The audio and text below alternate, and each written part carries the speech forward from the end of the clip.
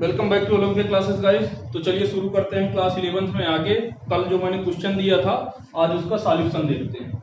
देखो क्वेश्चन अभी भी बोर्ड पर लिखा हुआ है, ध्यान से पढ़ो क्या दिया हुआ है। कह रहा है कि एक गुब्बारा जमीन से 5 मीटर पर सेकंड स्क्वायर के त्वरण से बेटा कहाँ जाता है, ऊपर जाता है। तो ये हमने बनाया क्या बेटा, जमीन। ठीक है, ये रहा ग्राउंड, यहां से हमारा ये रहा, आपका मान के चलो कि ये क्या है, गुब्बारा है।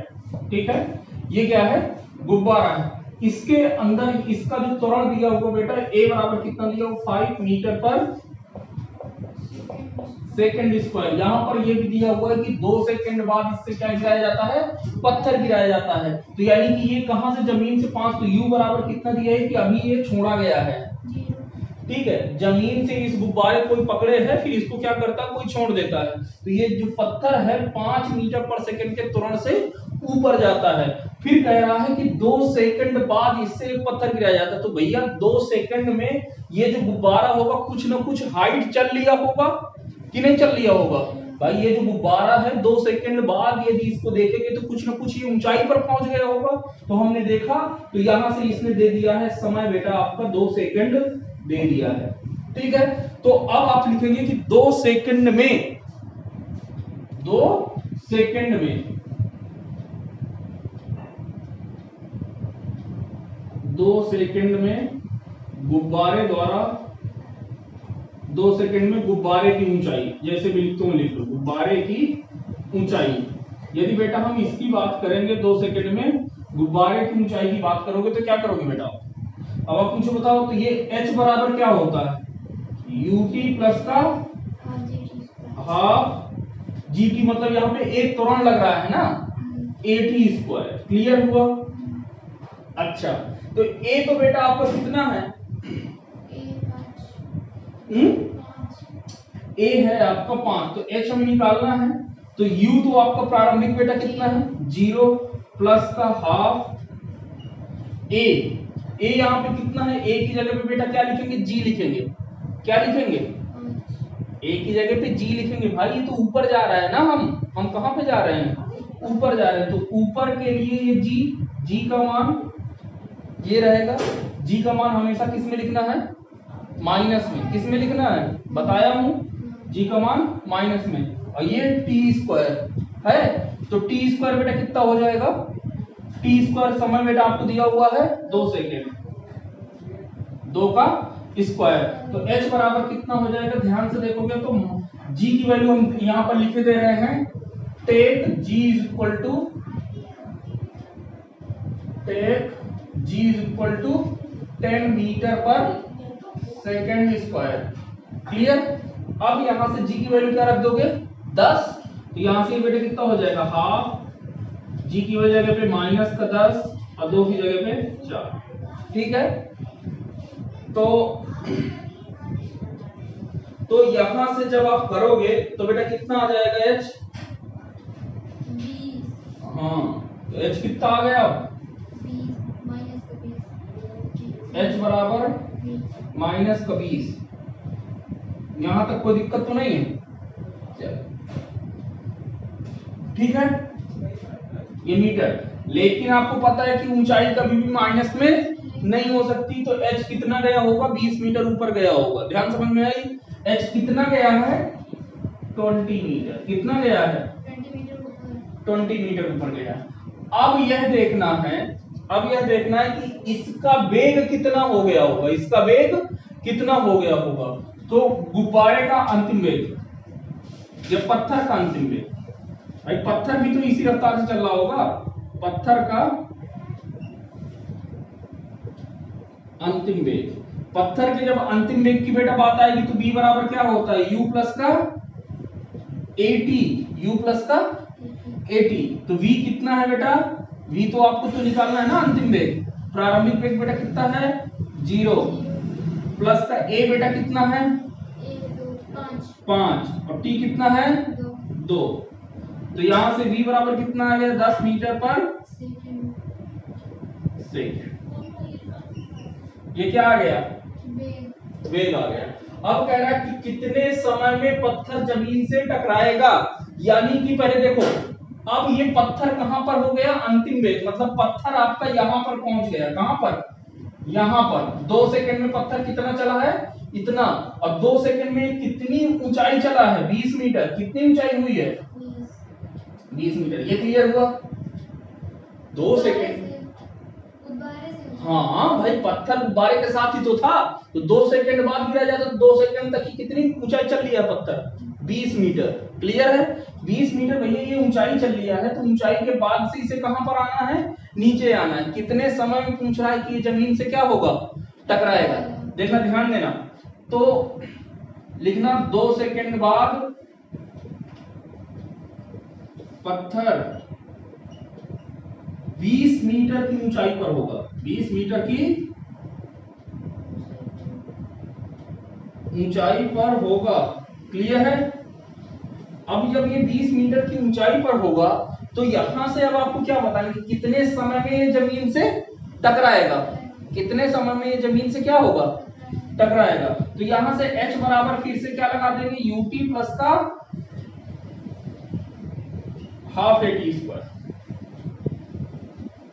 हाफ एटी क्या मतलब जीटी स्क्वायर, जो भी कहो, हाफ जीटी स्क्वायर करते हैं, देखा जाएगा क्या प्लस में है माइनस में, वो बात देखेंगे। एच बेटा ये कहां पर आ रहा है, ऊपर से नीचे आ रहा है ना, तो जब ऊपर से कोई चीज नीचे आती है तो बेटा कैसे लेते हैं, ऊपर से नीचे आने पे माइनस, क्या लेंगे, माइनस। तो एच बराबर बेटा कितना हो गया, माइनस का 20, नहीं वो भाई एस कितना है, इतना ही तो गया है ना ऊपर, तो यहां से तो नीचे आ रहे हैं, तो नीचे जो भी हम मापेंगे वो क्या लेते हैं, निगेटिव साइन। ये क्लियर है कि नहीं, नहीं क्लियर भाई, जब ऊपर कोई चीज जाती है तो उसे क्या लेते हैं, प्लस लेते हैं, पता है।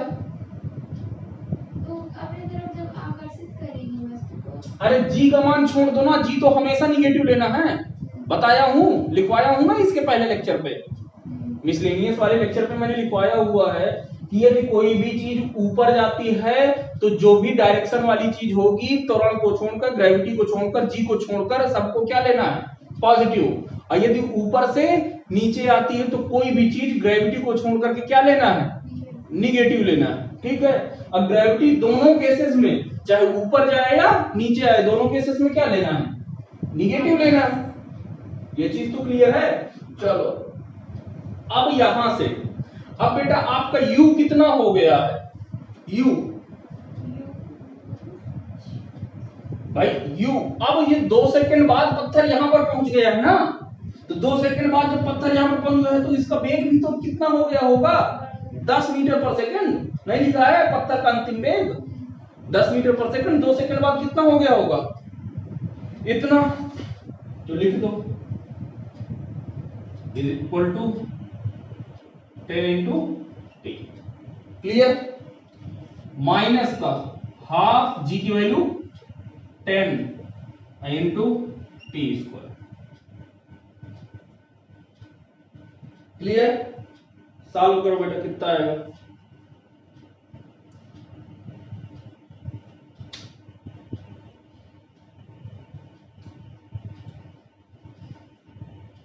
नीचे आ रहे हैं ना, तो नीचे एक माइनस, ये माइनस क्यों लगा है पता चला, क्योंकि नीचे आ रहे हैं। ठीक है, तो ये कितना हो जाएगा, माइनस का 20 इज इक्वल टू माइनस का 10t, फिर ये कितना हो जाएगा, माइनस का 5t स्क्वायर।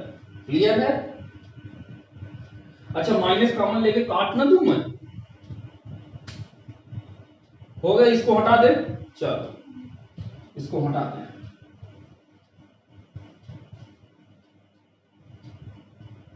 तो कितना हो जाएगा,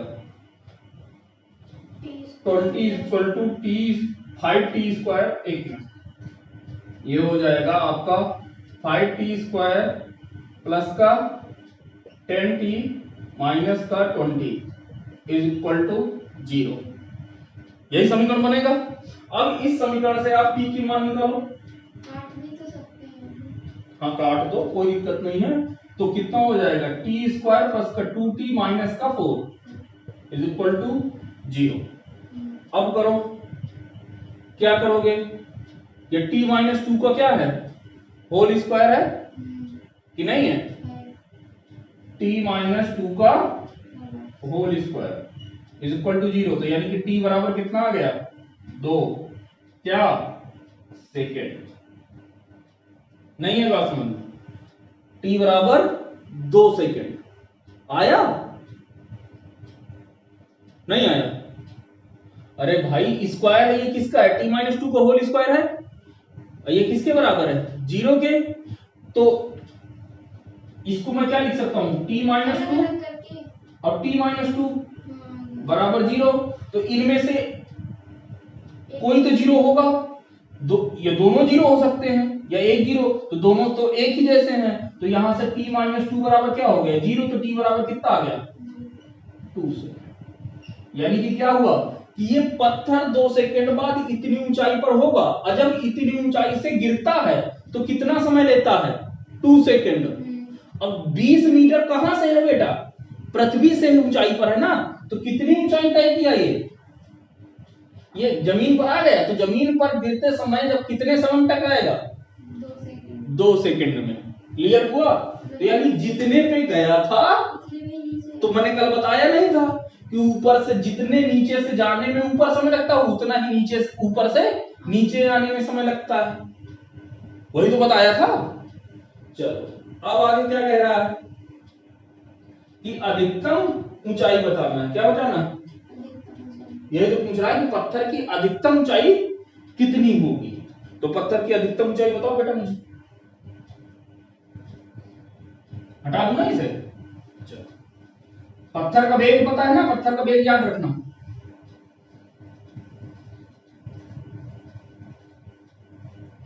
देखो, अधिकतम ऊंचाई की यदि बात करें तो ये तो गुब्बारा कुछ और गया होगा। किसका? What is the maximum height of the body from the ground. अच्छा, बॉडी की पूछो तो बॉडी तो भी वही होगा। तो पत्थर की अधिकतम ऊंचाई कितनी हो गई? वो तो यहीं से कि कितना गया था? 20 मीटर ही तो गया था ना। तो मैक्सिमम हाइट कितनी? वो तो हम लोग निकाल ही चुके, 20 मीटर आई थी। क्लियर है? तो ये था क्वेश्चन। अब हम आज शुरू करेंगे आपका चैप्टर नंबर 4। Chapter number 4। तो चलिए तब तक इसे नोट करिए। तो अब बेटा आपका अगला चैप्टर से पहले जो भी चैप्टर हो, मुझे चैप्टर नहीं पता, चैप्टर नंबर मैं इसे 4 नाम दे रहा हूं। चैप्टर नंबर 4 क्या पढ़ना है आपको? वेक्टर। इसको क्या बोलते हैं? सदिश। हिंदी में क्या बोलते हैं? सदिश। देखो, बहुत इंपॉर्टेंट चीज है। यदि वेक्टर नहीं आएगी तो आपकी फिजिक्स नहीं आ सकती। खास करके जो आपकी 11th में फर्स्ट किताब है, पहली बुक है, वो तो बिल्कुल चली ही जाएगी। इसके लिए आपको वेक्टर की नॉलेज होना, वेक्टर के बारे में जानकारी होना बहुत ही आवश्यक है। Otherwise you will be banished from the physics. ठीक है, तो चलिए वेक्टर किसे कहते हैं? कुछ मैंने लिखवाया था, सदिश राशियां और भौतिक राशियां करवाया था मैंने ना। सदिश भौतिक राशियां किसे कहते हैं? ऐसी क्वांटिटी। भौतिक राशियां किसे कहते हैं? ऐसी राशियां जिनको डायरेक्ट या इनडायरेक्ट विधि से हम माप सकते हैं, उन्हें क्या कहते हैं? भौतिक राशियां कहते हैं। ये चीज मैंने लिखवाया है पहले चैप्टर में, पहले ही दिन करवाया है। ठीक है, फिर मैंने ये लिखवाया कि फिजिकल क्वांटिटी करवाया है। भौतिक राशि बराबर क्या होता है? आंकिक मान गुणे यूनिट मात्रक। आंकिक मान गुणे मात्रक। तो थोड़ा सा ध्यान से समझना। फिजिकल क्वांटिटी यानी भौतिक राशियां बराबर मैंने क्या बताया था बेटा? अभी इसे छापना नहीं है, जो छापना होगा मैं बोलूंगा। भौतिक भौतिक राशि बराबर क्या होता है? आंकिक मान गुणे मात्रक। बताया था कि नहीं बताया था? अच्छा, अब यहां से बताना। आप समझ लो मार्केट गए, ठीक है, बाजार गए। बाजार गए और आपसे कहा गया, आपने देखा सेब का केला। सेब देखा, क्या देखा? सेब देखा, सेब का ठेला देख लिया। अब आपको लगाई भूख। अब आपको क्या लगाई? भूख। तो अब आप क्या करोगे कि आपको कह दोगे कि सर हम 2 किलो ले रहे हैं, 2 केजी सेब ले लिया, तो यहाँ पर दो बेटा क्या है, अंकित मान, ठीक है, और केजी क्या है बेटा, मात्रक है। यानी कि इस जगह पर यदि आपसे पूछा जाए कि आपने सेब कितना लिया, तो आप 2 किलो कह दोगे, तो इसके लिए कोई बताने की जरूरत नहीं है कि सर हमने जो सेब जो है उत्तर दिशा से लिया, दक्षिण दिशा से लिया, पूर्व से लिया, पश्चिम से लिया, कोई फर्क नहीं पड़ता है। आपसे पूछा कि भैया आपने सेब कितने लिए हैं, तो आपने बता दिया 2 किलो। यानी कि ऐसी क्वांटिटी, ध्यान से समझना, ऐसी क्वांटिटी जिसके लिए हमें दिशा की जरूरत नहीं पड़ती है, दिशा की जरूरत नहीं पड़ती है, वह आपकी क्या कहलाती है, अदिश राशि कहलाती है। क्या कहलाती है, अदिश राशि। तो यानी कि ये आपका क्या बता रहा है, केजी लगा हुआ है, यानी कि आपको क्या बता रहा है, मास बता रहा है। मास मतलब द्रव्यमान के बारे में बता रहा है। और द्रव्यमान के लिए आपने कभी ये नहीं सुना होगा कि उसका द्रव्यमान 5 किलो उत्तर की तरफ है, कभी सुना, या दक्षिण की तरफ है, कभी नहीं सुना होगा। द्रव्यमान हमेशा यही सुना होगा कि 2 किलो है, 5 किलो है, 10 किलो, 20 किलो, 100 किलो, गेंडा हाथी ज्यादा का हो सकता है, ठीक है। तो ये चीजें आपने क्या देखी होंगी कि द्रव्यमान किस पर निर्भर नहीं करता है, दिशा पर निर्भर नहीं करता। यानी कि द्रव्यमान बेटा कैसी राशि हो गई, यह आपकी अदिश राशि हो गई। कैसी राशि हो गई, अदिश राशि। तो देखो ये सब लिखवाने की जरूरत नहीं है, ये सब छोटे बच्चे लिखते हैं, बड़े हो गए हो आप लोग, ठीक है, बात समझ में आई। तो सदिश राशियां किसे कहते हैं, ध्यान से समझना। अदिश राशि तो समझ में आ गई कि ऐसी राशियां जिनको व्यक्त करने के लिए केवल परिमाण की आवश्यकता होती है, उसे क्या कह देते हैं, अदिश राशि। जैसे एग्जांपल में, जैसे अब मान के चलो आपको क्या है, बुखार है, ठीक है, हमने आपसे बोला कि बेटा पढ़ने बैठ जाओ, आपने कहा सर हमें घर जाने दीजिए, हमें क्या है, बुखार। तो हमने कहा बेटा कितनी बुखार है, तो आपने क्या कह दिया, 101 डिग्री। मैंने कहा 101 डिग्री क्या है, डिग्री सेल्सियस है कि फारेनहाइट है कि क्या, तो उसने क्या कह दिया, फारेनहाइट। तो हमने कहा ठीक है भाई चले जाओ। तो यदि मैं पूछूं कि बुखार आपको कितनी चढ़ी है, तो आपने क्या कहा, 101 डिग्री फारेनहाइट।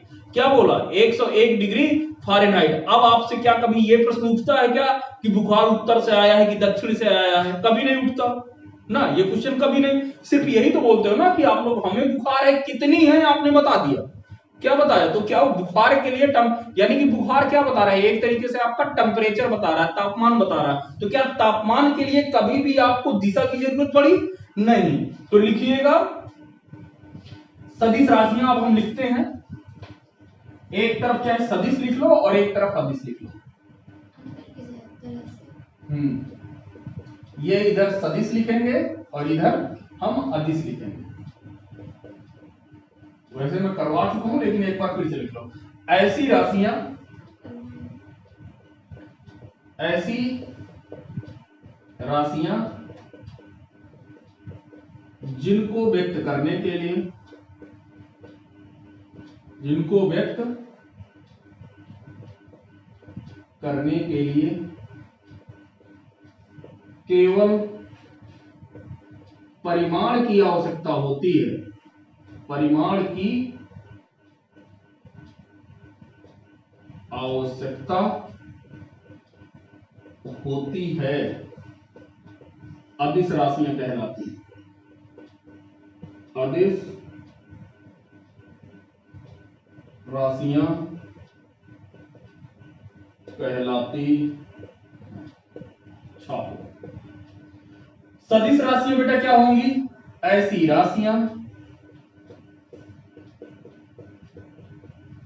ध्यान से समझ लेना, ऐसी राशियां जिनको व्यक्त करने के लिए, जिनको व्यक्त करने के लिए परिमाण व दिशा दोनों की आवश्यकता हो, दोनों की आवश्यकता हो, तथा यह सदिश योगफल के नियम का पालन करें, सदिश राशियां कहलाती हैं, सदिश राशियां कहलाती हैं। इनका एग्जाम्पल क्या है बेटा? सदिश राशियों का, अदिश राशियों का, अदिश राशियों का एग्जाम्पल क्या है? द्रव्यमान, अभी बताया, तापमान, और क्या? घनत्व, ठीक है, आदि या इत्यादि, जो लिखना चाहो। अच्छा, अब सदिश राशियों के एग्जाम्पल, विस्थापन, चाल बेटा होगा, चाल नहीं होगा, क्या होगा? वेग होगा, वेग, त्वरण, बल आदि। चलो अब थोड़ा सुन लो, समझ लो क्या कह रहा है।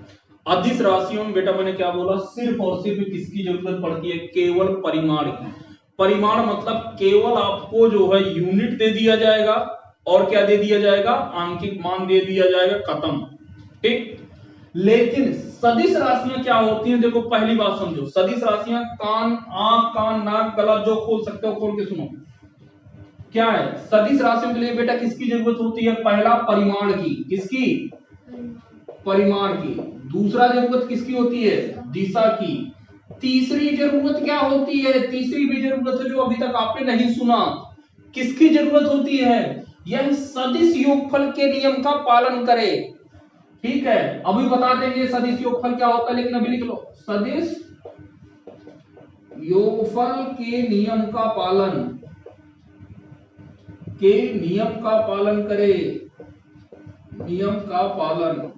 आंख, कान, नाक जो खोल सको खोल के सुन लो, ये बहुत इंपॉर्टेंट है। किसकी जरूरत होती है बेटा? सदिश राशियों के लिए परिमाण और दिशा दोनों, ये तो सबको पता होता है, ठीक है। लेकिन तीसरी चीज जो बहुत ही इंपॉर्टेंट है, क्या जरूरत होती है? सदिश योगफल के नियम का पालन करना चाहिए।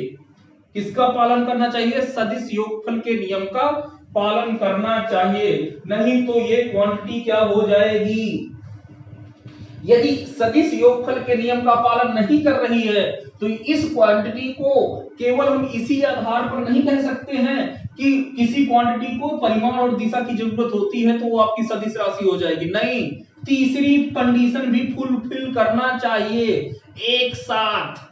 इंटरसेक्शन नहीं, सॉरी यूनियन नहीं, क्या होगा? इंटरसेक्शन। ये वाला साइन समझे हो ना? किसे क्या कहते हैं? इसे इंटरसेक्शन। इंटरसेक्शन मतलब तीनों एक साथ लागू होनी चाहिए। यदि इनमें से कोई भी एक नहीं है तो वो सदिश राशि नहीं होगी। सिंपल सी बात समझ लो, बहुत इंपॉर्टेंट चीज है बता रहा हूं। सदिश राशियों के योगफल का नियम, सदिश योगफल का नियम को क्या करना पड़ेगा? फुलफिल करना पड़ेगा, अदरवाइज वह राशि सदिश राशि नहीं होगी। क्लियर? अब देखो, जैसे दिमाग में तो आ जाता है सर कैसे नहीं जरूरत है। देखो ध्यान समझो, जैसे अभी तक आपने, अब हटा देता हूं, ठीक है, अब ज्यादा तामझाम करने की जरूरत नहीं है। अच्छा एक चीज और लिख देता हूं, यहां पर ये कैसा नियम का पालन करती है? यह सामान्य गणितीय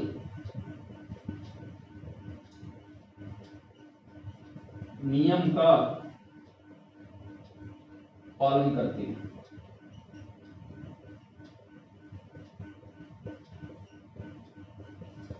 और यह सदिश नियम का किसका पालन करती है? यह सदिश नियम का पालन करती है, सदिश गणितीय नियम का पालन करती है, गणितीय नियम का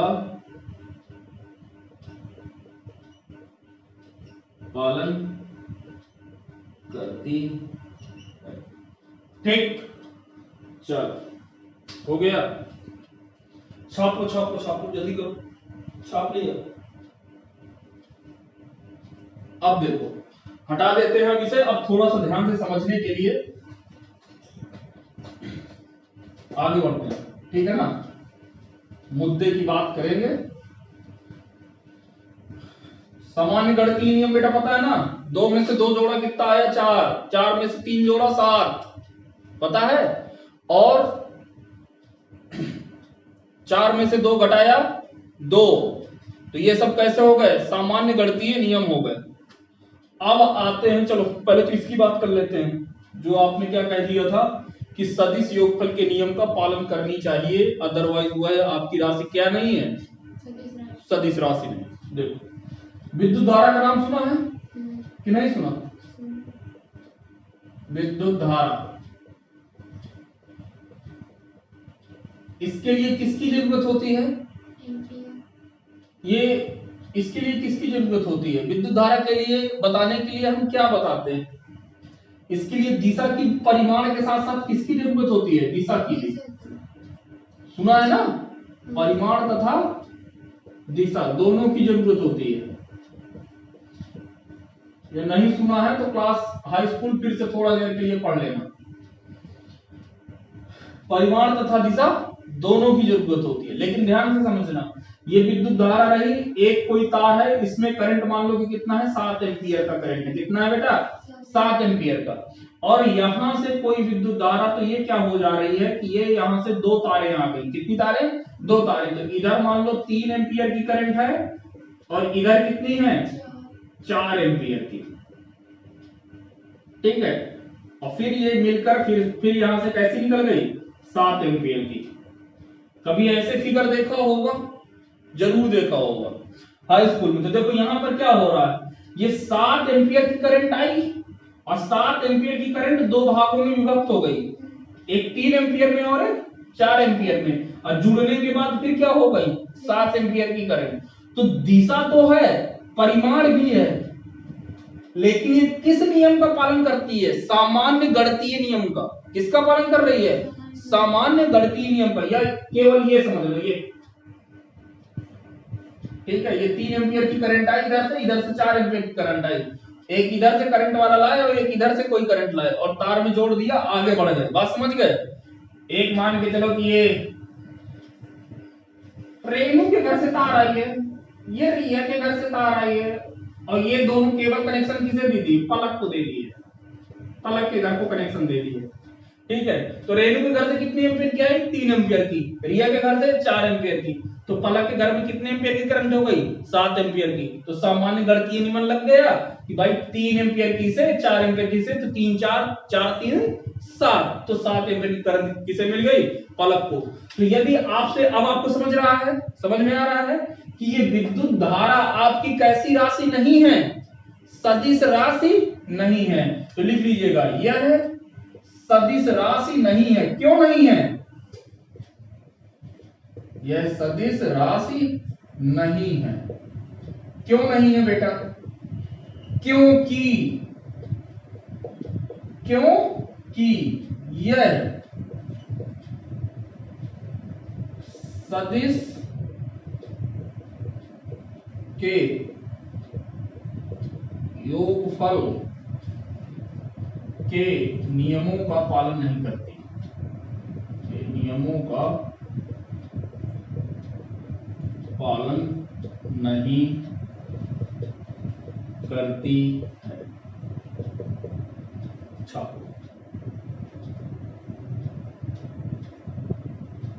अच्छा, इसका मतलब क्या हुआ, नोट लिखते हैं, अब हम नोट लिखते हैं। अच्छा, जो नोट मैं लिखवाता हूं ना बहुत महत्वपूर्ण रहते हैं, याद होने चाहिए। ये ऐसे पॉइंट होते हैं जिनका कहीं ना कहीं पे जेईई मेंस में या एडवांस में या आपके नीट में कहीं ना कहीं क्वेश्चन आए हुए रहते हैं। तो अभी मैंने उनके जो थ्योरेटिकल टाइप के होते हैं उन्हें मैं नोट में लिखवा देता हूं, ठीक है। तो इन पॉइंटों को याद रखना जरूरी है। चलिए, तो अच्छा ये बताइए, तो यदि किसी राशि के पास परिमाण भी है और दिशा भी है, तो इसका यह मतलब नहीं है कि वह सदिश राशि होगी। तो लिखिएगा, यदि किसी राशि के पास दिशा तथा परिमाण दोनों हो तो इसका यह मतलब नहीं है कि यह सदिश राशि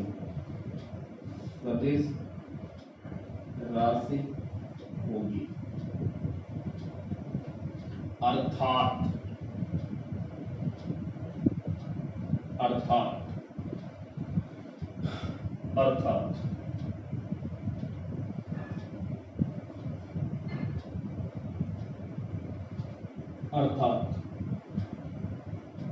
क्या अर्थात है? इसका मतलब क्या है?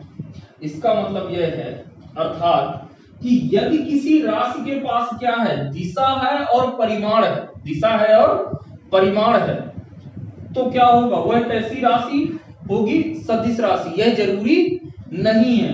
क्या जरूरी है? उसके लिए एक चीज और जरूरी है। कौन सा? Vector addition law.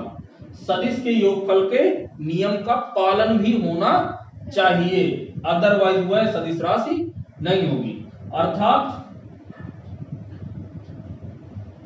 सभी सदिश राशियों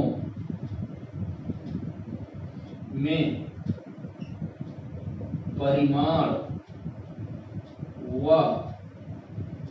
दिशा होगी, लेकिन जरूरी नहीं है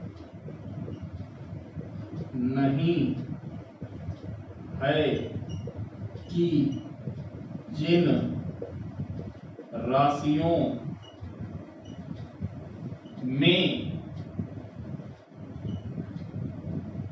परिमाण व दिशा हो तो वह सदिश राशि है।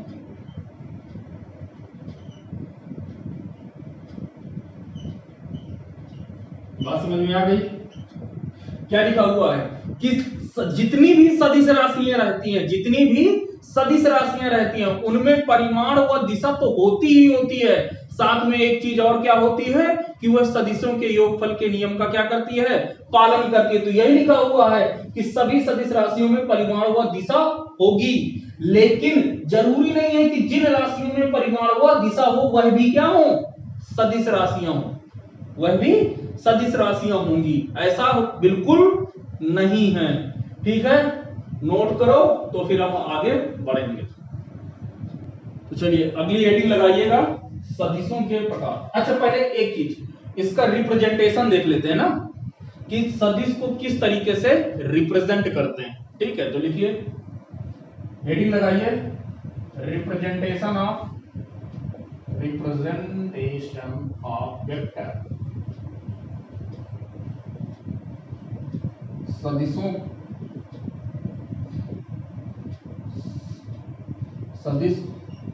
को प्रदर्शित करना। कैसे प्रदर्शित करते हैं? देखो ध्यान से समझो, कुछ नहीं है, एक लाइन की हेडिंग है। देखो, रिप्रेजेंटेशन ऑफ वेक्टर, कैसे रिप्रेजेंट करते हैं या कैसे हम सदिश को दिखाते हैं। ठीक है, देखो करते क्या है कि हम एक तीर, रामायण महाभारत याद है, उनमें तीर चलती थे ना, तो ये आपका क्या है, ये जिधर तरफ तीर होता है उसे क्या कहते हैं बेटा? हेड कहते हैं। क्या कहते हैं? हेड। ये तीर का जो नुकीला भाग होता है उसे क्या कहते हैं? हेड कहते हैं। और जो ये पूंछ वाला भाग होता है, ये पिछला वाला भाग, इसे क्या कहते हैं बेटा? टेल कहते हैं। क्या कहते हैं? टेल। ठीक है, अभी ताल से ताल मिलाएंगे अभी। ठीक है, इसे क्या कहते हैं? टेल कहते हैं। क्लियर हुआ? तो जिस भी डायरेक्शन में आपकी क्या हो बेटा? वेक्टर हो, जिस भी डायरेक्शन में क्या होगा? वेक्टर होगा, तो उसकी डायरेक्शन में कैसे पता चलेगी? हेड से पता चलेगी। किससे पता चलेगी? हेड से। भाई यदि हम लोग भी यदि कहीं खड़े हैं तो यदि अभी पूछा जाए कि आप किस डायरेक्शन में मुंह करके खड़े हैं, तो मैं अभी नॉर्थ में खड़ा हूं। कैसे पता? अरे मेरा मुंह नॉर्थ की तरफ है भाई। ठीक है, तो हम लोग भी किससे पता करते हैं? मुंह से ही तो अपने पता करते हैं ना कि हम किधर देख रहे हैं। अरे वो तो एक अलग की बात है, लेकिन हम जो कन्वेंशन लेके चलते हैं, कैसे लेके चलते हैं कि हमारे सामने क्या है? नॉर्थ है, पीछे क्या है? साउथ है, दाएं साइड क्या है? ईस्ट है, और इधर बाएं साइड क्या है? वेस्ट है। तो ये तो हम लोग का कन्वेंशन है ना, तो डायरेक्शन अब अलग की बात है। तो मेरे हिसाब से आगे क्या है? मेरे नॉर्थ है, उत्तर है, ठीक है, पीछे साउथ है। तो हम जो भी डायरेक्शन कर रहे हैं किसके हिसाब से कर रहे हैं? अपने मुंह के हिसाब से कर रहे हैं ना, चेहरे के हिसाब से। तो यही चीज ये क्या बताता है? तीर भी बताता है।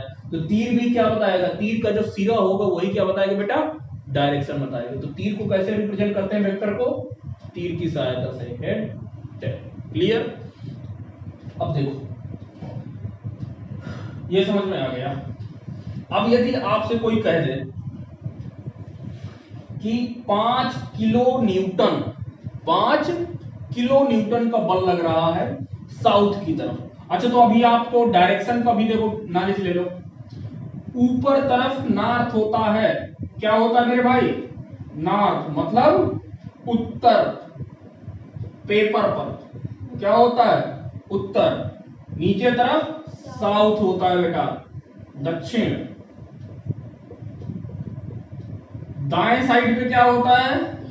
ईस्ट मतलब बेटा पूर्व। और इधर क्या होता है? वेस्ट मतलब पश्चिम। क्लियर? तो इसी के हिसाब से हम लोग डायरेक्शन बताएंगे।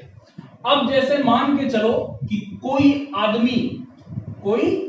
आदमी इधर जा रहा है, ये वाला पॉइंट यहां पे है, तो ये वाली हम डायरेक्शन कैसे बताएंगे? ओरिजिन से, मूल बिंदु से बताएंगे बेटा। कैसे बताएंगे? उत्तर पूर्व की ओर जा रहा है, मूल बिंदु से बताएंगे। इससे तरफ ए लाइन खींच देंगे और ये व्यक्ति हम कह रहे हैं कि ये सीधे जा रहा है, तो सीधे जा रहा है तो हमारा तीर किधर होगा?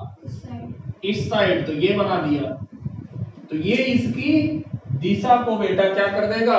बता देगा। अच्छा, इसकी दिशा बेटा कैसे पढ़ेंगे? देखो, यदि उत्तर, ये पूर्व से, यदि उत्तर से नापें तो वो कुछ कह देगा कि उत्तर से इतने डिग्री के कोण पर, उत्तर से मान के चलो कि ये थीटा है, कितना है बेटा? थीटा है। उत्तर से कह दे कि थीटा डिग्री के कोण पर यह उत्तर से जा रहा है। उत्तर से कितने अंश का कोण बना रहा है? Theta degree. किस तरफ? पूर्व की तरफ। उत्तर से थीटा डिग्री का कोण बनाते हुए किधर जा रहा है? पूर्व की तरफ। या इधर से मैं कह दूं 90 माइनस थीटा। ठीक है, तो इधर से भी हम लोग क्या कह सकते हैं? इधर से कह सकते हैं कि यह पूर्व से 90 माइनस थीटा का कोण बनाता हुआ उत्तर की तरफ जा रहा है। क्लियर है? तो यहां से आप लोग डायरेक्शन भैया निकाल सकते हो। ठीक, चलो, रिप्रेजेंटेशन हो गया, छापो, बस बना लो, जल्दी बनाओ।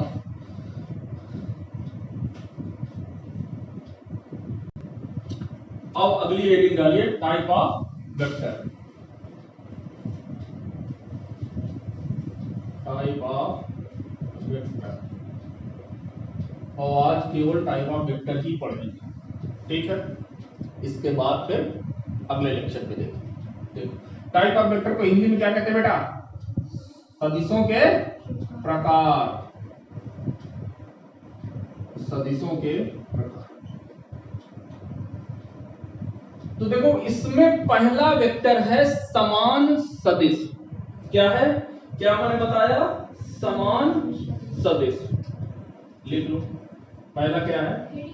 हाँ, बिल्कुल, समान सदिश। क्या कहते हैं इसे? Equal vector. क्या कहते हैं? Equal vector. कुछ समझ में आ रहा है नाम से? इक्वल वेक्टर, जब दो वेक्टर कैसे हो, उनका परिमाण भी समान हो और दिशा भी समान हो, ऐसे वेक्टर जिनकी क्या हो? दिशा तथा परिमाण दोनों समान हो, क्या कहलाते हैं? इक्वल वेक्टर या समान सदिश कहलाते हैं। नहीं, योगफल तो सदिश जुड़ा हुआ है तो वो योगफल तो कंडीशन होनी ही चाहिए। ठीक है, तो यहां पर लिखो, क्या लिखोगे कि ऐसे सदिश जिनके परिमाण तथा दिशा दोनों बराबर हो, दोनों समान हो, क्या कहलाता है? समान सदिश कहलाते हैं। क्या कहलाते हैं? समान सदिश कहलाते हैं। क्या होना चाहिए मेरे भाई? दो आपके वेक्टर होंगे और दोनों का magnitude as well as direction क्या होना चाहिए? इक्वल होना चाहिए, तभी वो क्या कहलाएंगे? इक्वल वेक्टर कहलाएंगे। ठीक है, जैसे एग्जांपल दें कि यदि आपके पास एक की वेलोसिटी है, एक आदमी है, जैसे मान के चलो, कुछ भी मान लो, अरुण मान लो, अरुण जो है v1 वेलोसिटी से चल रहा है, ठीक है। तो यहां पर क्या करेंगे कि इसका जो वेलोसिटी दिया हुआ है 5 मीटर पर सेकंड दिया हुआ है, और ये बोल दिया कि बेटा किधर जा रहा है? नॉर्थ की ओर, टुवर्ड्स नॉर्थ डायरेक्शन में, उत्तर की ओर, ठीक है। और v2 भी कितना जा रहा है बेटा? 5 मीटर पर सेकंड किधर की ओर बेटा? नॉर्थ की ओर। तो ये दोनों कैसे हैं? समान सदिश हैं। देखो क्यों समान सदिश हैं बेटा? इनका मैग्नीट्यूड भी क्या है? बराबर है। और ये क्या है? ये भी समान है। अच्छा एक चीज मुझे ये बताना, एक कोई बल लगा रहा है, क्या लगा रहा है? बल लगा रहा है, ये 5 न्यूटन का बल लगा रहा है नॉर्थ डायरेक्शन में, तो क्या ये भी समान है? अरे बेटा ये समान नहीं है। क्यों नहीं है? देखो पहले ध्यान से समझना, ये नहीं कि देखा डायरेक्शन देख लिया और आंशिक मान देख लिया बराबर कर दिया। बेटा वो तभी बराबर होंगे, वो तभी समान होंगे जब उनका यूनिट भी क्या हो? समान हो। ठीक है, आंख कान मुंह नाक गला सब खोल के सुन लो, क्या होगा? उनकी यूनिट भी क्या होनी चाहिए? समान होनी चाहिए। ठीक, चलो। अच्छा एक चीज मैं रिप्रेजेंटेशन में बताना भूल गया था कि देखो हर बार किसी वेक्टर को मतलब इतना लंबा बनाओ ये पॉसिबल नहीं है। ठीक है, जैसे मान के चलो कि कोई सदिश राशि है और हर बार आप इतना लंबा तीर बनाओ वो पॉसिबल नहीं है। तो हम लोग क्या करते हैं, जो भी सदिश राशि होती है, जो भी सदिश राशि होती है उसके ऊपर हम लोग क्या बना देते हैं? तीर बना देते हैं, खत्म। ठीक है, तो ये चीज बताना भूल गया था, तो यहाँ पे लिख लो। तो जो भी सदिश राशि होगी उनको कर देंगे, लेकिन यहां पर यह नहीं है। ठीक है, v1 वेक्टर बराबर v2 वेक्टर तो है, लेकिन v1 बराबर v2 इज नॉट बराबर किसके? f वेक्टर के। बात समझ में आया? क्यों? ड्यू टू यूनिट के कारण, ड्यू टू मात्रक के कारण। ठीक, छापो, अगला करें। अगला लिखिएगा, दूसरा क्या है? Negative vector.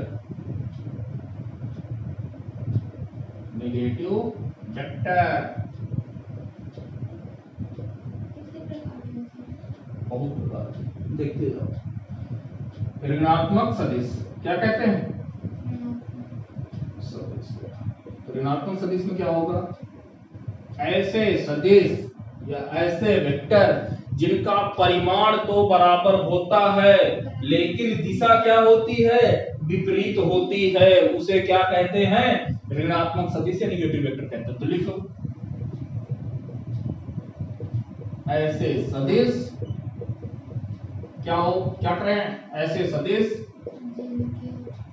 जिनके परिमाण बराबर होते हैं, परिमाण बराबर होते हैं, लेकिन क्या? लेकिन दिशा विपरीत होती है, दिशा विपरीत होती है,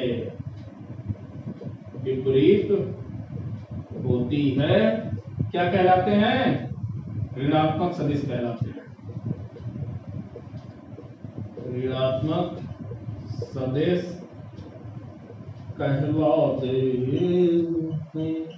हो गया, ऋणात्मक सदिश कहलाते हैं। क्लियर? एग्जाम्पल देखें। देखो देखो देखो, मुद्दे की बात यहां पर क्या मैंने बोला है कि ऐसे सदिश जिनके परिमाण क्या हो, बराबर।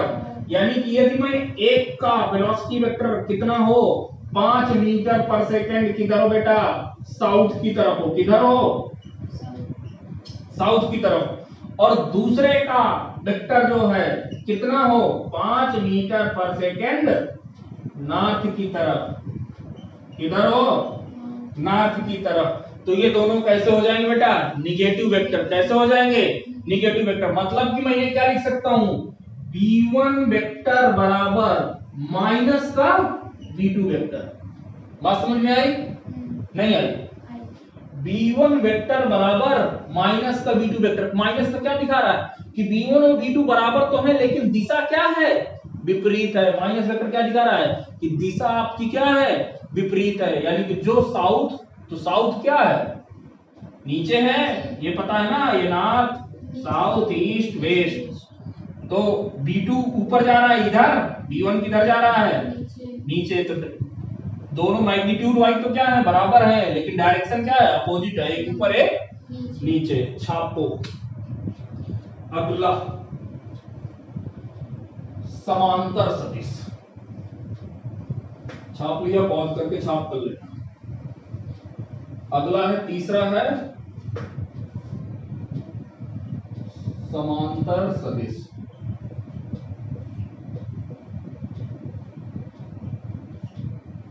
Parallel vector, parallel vector.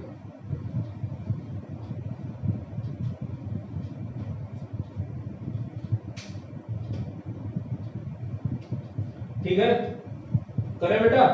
देखो, पैरेलल वेक्टर का मतलब यह है, इनका जरूरी नहीं है कि बेटा परिमाण क्या हो, बराबर हो। बात ध्यान से सुनो, समांतर सदिश का मतलब यह है कि जरूरी नहीं है कि परिमाण क्या हो, बराबर हो, लेकिन दिशा बराबर होगी। या कह लो कि जो भी दो वेक्टर होंगे उनके बीच का एंगल कितना होगा, 0 डिग्री। एंगल कितना होगा, 0 डिग्री। दो समांतर रेखाओं के बीच का एंगल कितना होता है, 0। तो सेम समांतर सदिश का मतलब दो सदिशों के बीच का एंगल कितना होगा, 0 डिग्री। लेकिन जरूरी नहीं है कि परिमाण क्या रहे, बराबर रहे। बात समझ में आ गई कि नहीं आई? तो लिख लो कि ऐसे सदिश जिनके मध्य बना कोण कितने का हो, बना कोण 0 डिग्री हो, तथा दिशा समान रहे। जब दिशा समान होगी तभी एंगल क्या होगा, 0 डिग्री होगा, दिशा समान हो। ठीक है, परिमाण समान हो भी सकता है और नहीं भी। परिमाण समान हो भी सकता है और नहीं भी। क्लियर? चलो देखो, अब जैसे कि मान के चलो कि एक वेक्टर ये है, एक कोई वेक्टर ए है, क्या है, ए वेक्टर है, जिसका मान है, मान के चलो कि 2i कैप प्लस का 4j कैप है। कितना है, 2i कैप प्लस का 4j कैप। अभी समझ लो। और ये b क्या है, b वेक्टर आपका क्या है, ये है 6i कैप प्लस का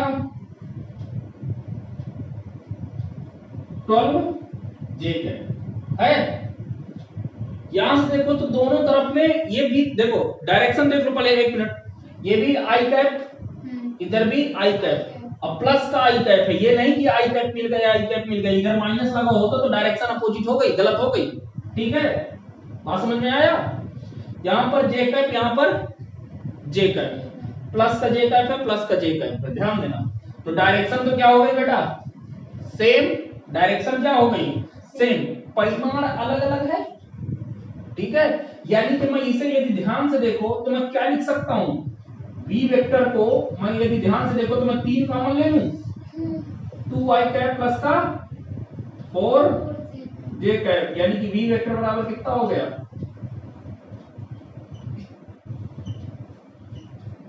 है, ठीक है।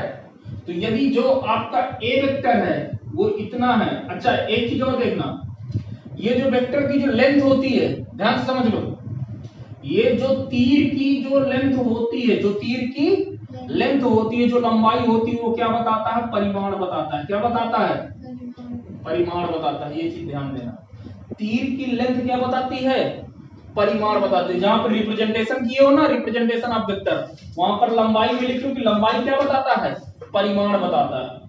लिख गया। चलो तो यदि ये ए वेक्टर है, ध्यान से समझो, ये क्या है, ए वेक्टर है, तो ए का 3 गुना वेक्टर क्या है बेटा, वेक्टर v है।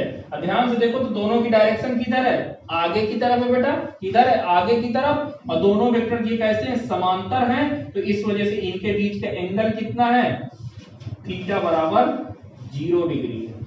इन दोनों के बीच का एंगल कितना है, ये थीटा क्या है, ए वेक्टर व बी के वेक्टर के मध्य कोण। चलो छाप लिया, छापो। देखो अब क्या है ये, एंटी पैरेलल वेक्टर, मतलब असमांतर सदिश। क्या है यार, एंटी पैरेलल मतलब विपरीत समांतर, विपरीत समांतर सदिश।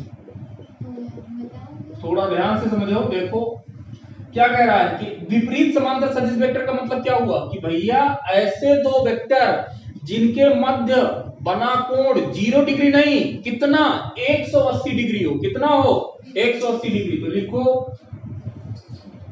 जिन दो सदिशों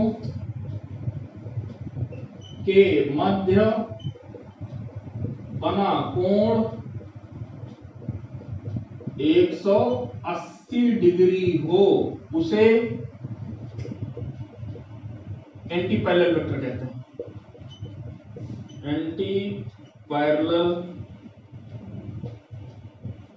वेक्टर कहते हैं।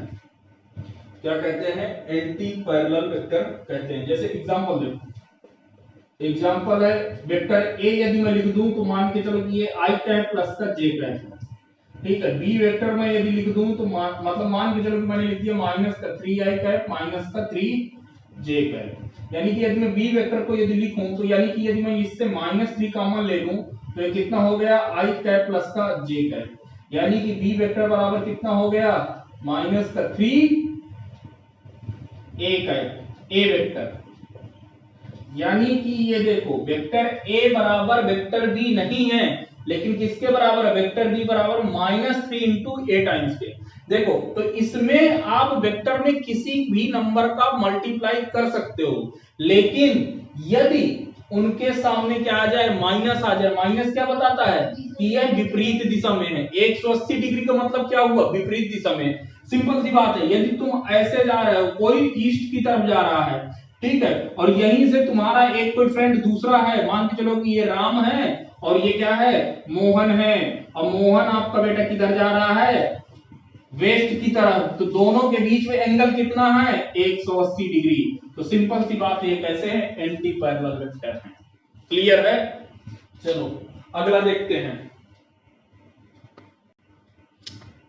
अब अगला है आपका कौन सा बेटा, पांचवा टाइप का वेक्टर। कौन सा है, पांचवा, जीरो वेक्टर या नल वेक्टर। जीरो वेक्टर या इसी को क्या कहते हैं, नल वेक्टर, हिंदी में कहते हैं शून्य सदिश। क्या कहते हैं बेटा, शून्य सदिश। देखो क्या कह रहा है, शून्य सदिश का वेक्टर का मतलब बेटा ये है कि ऐसा वेक्टर जिसका परिमाण क्या हो आपका शून्य। ध्यान समझो, ऐसा सदिश जिसका परिमाण क्या हो, शून्य हो तथा दिशा कुछ भी हो, दिशा आर्बिट्रेरी हो, कुछ भी हो सकती है। तो लिखो ऐसे सदिश या ऐसा सदिश जिसका परिमाण शून्य हो, जिसका परिमाण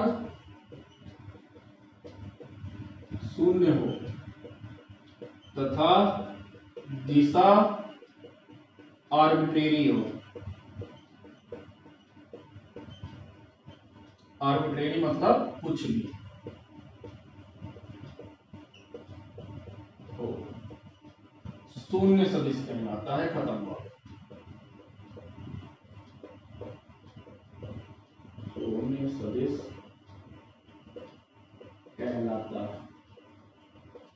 यानी कि यदि आप ध्यान से देखो तो यदि कोई वेक्टर दिया हुआ है, जैसे मान के चलो कि कोई वेक्टर ए है और ए बराबर दिया हुआ है शून्य दिया हुआ, तो शून्य को मैं लिख सकता हूं 0 i कैप प्लस का 0 j कैप प्लस का 0 k। यानी यहां से देखो तो आपके ये सब क्या है, कोफिशिएंट सबके 0 है, यानी कि उसका मैग्नीट्यूड कितना हो गया 0। क्लियर, चलो 0 वेक्टर हो गया। अब देखते हैं आपका कौन सा छठा, यूनिट वेक्टर। बहुत ही इंपॉर्टेंट है यूनिट वेक्टर, यानी इकाई सदिश। क्या कहते हैं इसे, इकाई सदिश। ध्यान से समझिए, बहुत ही इंपॉर्टेंट है। ठीक है, क्या हो इकाई सदिश का बेटा क्या मतलब है? इकाई सदिश का मतलब है कि ऐसा वेक्टर जिसका परिमाण कितना हो, एक, जिसका परिमाण क्या हो, यूनिटी हो। ऐसा वेक्टर जिसका परिमाण क्या हो, यूनिटी हो, उसे क्या कहते हैं, इकाई सदिश कहते हैं। ठीक है, तो लिख लो ऐसा सदिश जिसका परिमाण कितना हो, ऐसा सदिश जिसका परिमाण एक हो, इकाई सदिश कहलाता है। सदिश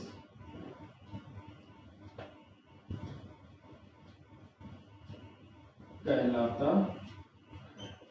ठीक है, अच्छा इकाई सदिश देखो इतना महत्वपूर्ण योगदान रखता है आपके फिजिक्स में, हर एक क्षेत्र में। तो भैया इसका एक अलग से नोटेशन ही है। इसको बात समझो थोड़ा सा, देखो ये समझने वाले, इसे ए कैप से प्रदर्शित करते हैं, प्रदर्शित करते हैं।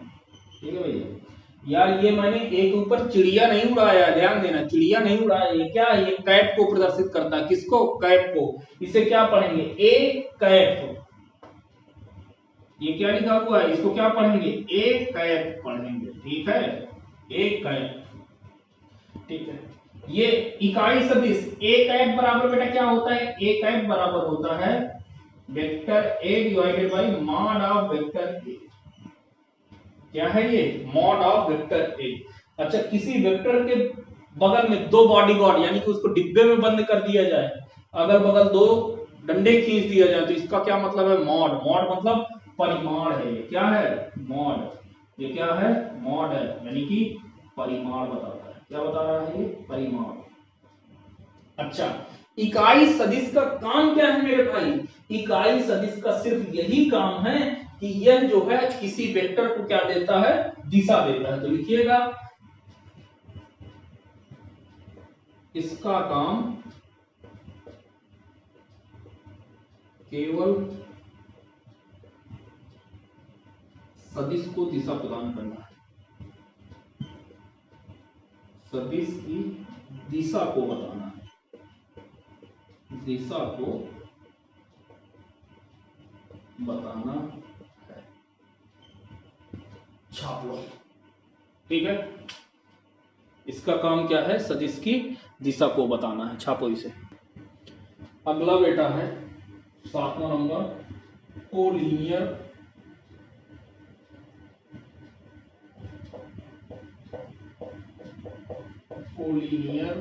And coplanar vector. चलो समझो थोड़ा सा क्या है। कोलिनियर को क्या कहते हैं? कोलिनियर वेक्टर को हम लोग क्या कहते हैं? कोलिनियर वेक्टर को कहते हैं समरेखीय सदिश। इसका मतलब क्या हुआ भाई? समरेखीय सदिश का मतलब है बेटा क्या कि ऐसी सदिश जो एक ही लाइन में हो, ऐसी सदिश जो एक ही लाइन में हो क्या कहलाती हैं? समरेखीय सदिश कहलाती हैं। ध्यान समझ में आया? बात समझ में आई तो लिखो, क्या लिखोगे? ऐसी सदिश जो एक ही रेखा पर हो, क्या कहलाती है? समरेखीय सदिश कहलाती है। समरेखीय सदिश कहलाती, क्या कहलाती बेटा? समरेखीय सदिश कहलाती। क्लियर हो गया?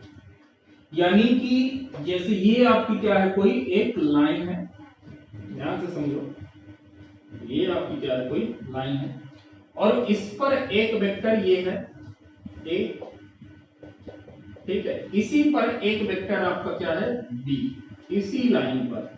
तो वेक्टर ए और वेक्टर बी क्या है? समरेखीय वेक्टर, समरेखीय सदिश वेक्टर। चलो अब आता है आखिरी, कोप्लेनर वेक्टर। आज का आखिरी कोप्लेनर वेक्टर। क्या कहते हैं बेटा कोप्लेनर वेक्टर को? कोप्लेनर वेक्टर यानी कि इसे समतलीय सदिश क्या कहते हैं? समतलीय सदिश। यानी ऐसे वेक्टर जो एक ही तल में हो क्या कहलाते हैं? समतलीय। भाई एक ही प्लेन पर लाई करेंगे। तल का मतलब क्या है? जैसे ये वाला बोर्ड क्या है आपका? एक प्लेन है। जैसे आपने सुना होगा ना एक्स वाई जेड प्लेन हो, एक्स अक्ष, वाई अक्ष और जेड एक्स। ये आपने नाम सुना है, 3 एक्सिस होती हैं, एक्स वाई और जेड एक्सिस होती हैं। अब इनमें से प्लेन कौन कौन से बनाता है तो ध्यान से समझना। ये यदि आपका एक्स एक्सिस है और ये क्या है? वाई एक्सिस है और ये आपका क्या है? इधर ये जेड एक्सिस है। अच्छा जेड एक्सिस ये नीचे तरफ नहीं है, ये भैया आपकी तरफ निकली हुई है। लेकिन अब पेपर पे कैसे बनाए? बोर्ड प्लेन पर कैसे बनाए? बोर्ड पर कैसे बनाए? तो ये ऐसे है, ठीक है? ये आपकी तरफ। तो इसमें एक प्लेन क्या हो जाएगा? ये वाला। भाई एक प्लेन का मतलब भाई ये बोर्ड वाला प्लेन हो जाएगा ना, बोर्ड वाला। तो बोर्ड वाला प्लेन किसके अनुसार है? वाई एक्सिस में भी है, एक्स एक्सिस में। अच्छा देखो ना ध्यान से, बोर्ड आप एक एक्स में भी ला सकते हो और एक ऊपर भी ला सकते हो बोर्ड में। तो यानी कि किस क्या हुआ? तो बोर्ड आपका किस में है? एक्स वाई प्लेन, यानी कि एक्स वाई तल हो गया एक समतल। दूसरा क्या हो जाएगा? दूसरा इसी तरीके से वाई और जेड भी तो हो जाएगा। जैसे ये वाई एक्सिस है और इधर आपका जेड एक्सिस है, इधर क्या है? जेड एक्सिस है। तो एक ये वाला प्लेन भी तो हो जाएगा। तो कौन सा हो जाएगा? Y z plane. अच्छा अब ध्यान से देखो, एक आपका x इधर है, z इधर है। देखो ध्यान से समझो, ये x इस डायरेक्शन में है, z आपका इस डायरेक्शन में। तो एक ये वाला भी तो हो जाएगा ना प्लेन। तो x z प्लेन। बात समझ में आ गई? तो ये प्लेन तो आपको समझ में आ। तो कोप्लेनर वेक्टर किसे कहते हैं? ऐसे सदिश जो एक ही प्लेन में हो। तो लिखो ऐसे सदिश जो एक ही तल में हो, जो एक ही तल में हो।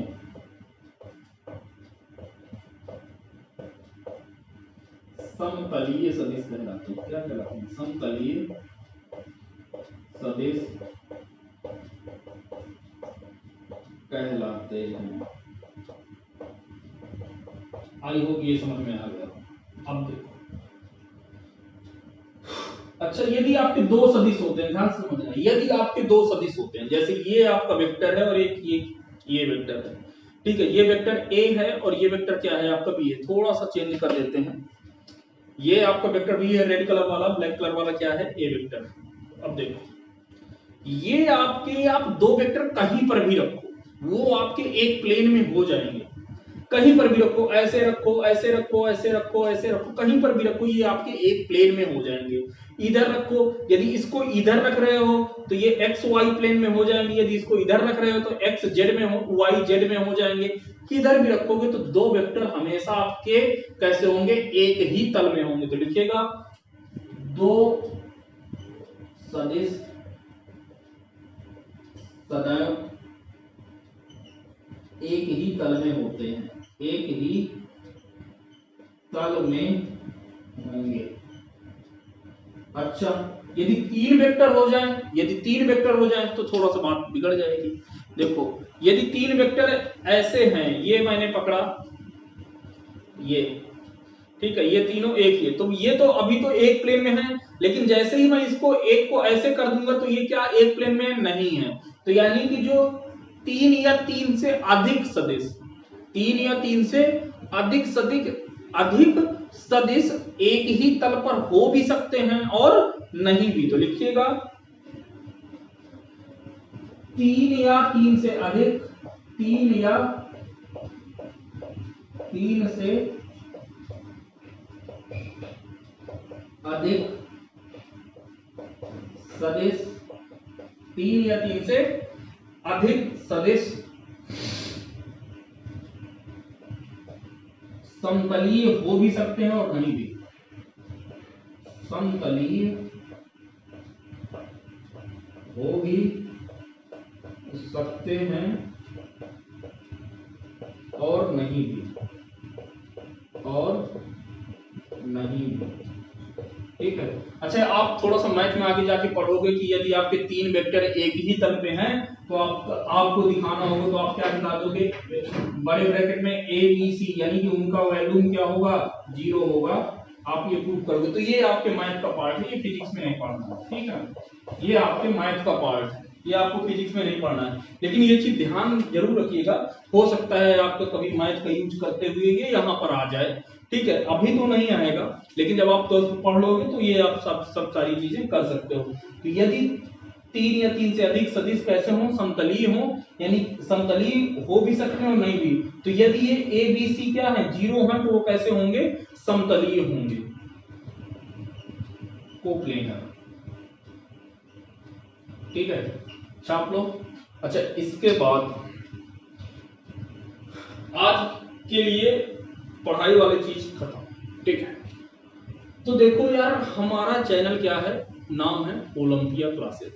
इस चैनल को आपको क्या करना है, सब्सक्राइब करना है। इसके साथ साथ टेलीग्राम में एक ग्रुप बना हुआ है, टेलीग्राम में एक ग्रुप बना हुआ है जिसका क्या नाम है, ओलंपिया क्लासेस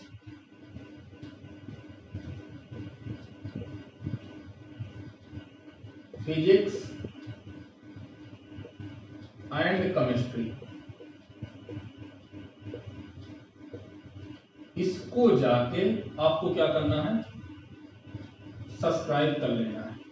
ठीक है, ताकि आपको वहां पर देखिए कुछ वीडियो अब इनके क्या है, प्राइवेट है। ठीक है, तो आप यदि यहां पर जाएंगे तो उनकी लिंक आपको यहां पर मिल जाएगी, उनकी लिंक आपको यहां पर मिल जाएगी, ताकि आप जो है ना, जब लिंक मिल जाएगी तो, अच्छा इसके साथ साथ यहाँ पर आपको प्रीवियस ईयर में जेई में, एडवांस में, मेंस में और मेडिकल के एग्जाम में, यूनिवर्सिटी टेस्टों के एग्जाम में जहां से भी क्वेश्चन आए हुए हैं, बोर्ड लेवल के क्वेश्चन, जेई लेवल के क्वेश्चन, वो सब की सीट बेटा यहाँ पर है। तो आपको जाना है, इसको सब्सक्राइब करना है और वहां से आपको चीजें अपने हिसाब से देखना शुरू कर देना है। तो चलिए मिलते हैं आपसे अगले लेक्चर में। Thank you very much.